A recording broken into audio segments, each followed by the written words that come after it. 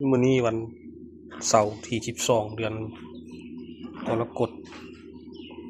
มจะมาเจาะจิ้มเรื่องบอร์ด LG Inverter ตัวนี้เป็น LG Inverter รุ่น3วาล์วใส่มอเตอร์เดนไฟ220แต่บอร์ดใช้ไฟ12โวลต์นี่เราต้องมาเติมรีเลย์เข้าไป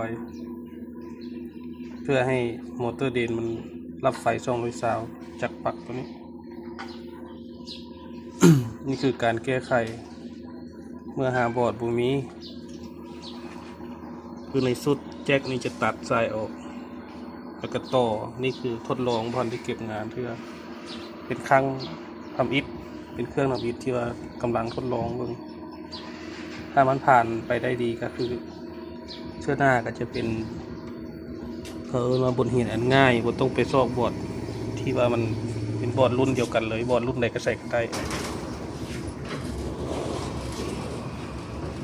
คือตัวนี้ปั่นแห้งได้แล้วนี่ เดี๋ยวจีลองประกอบเขาแล้วก็จีลองซักลงไปจะซักได้ปกติคือบอร์ดรุ่นเดิมๆพวกมันทั่วไปแต่ดูเบิ่งรวมๆแล้วคือที่มีปัญหาอย่างดอกจะใส่ได้ปกติเบิ่ง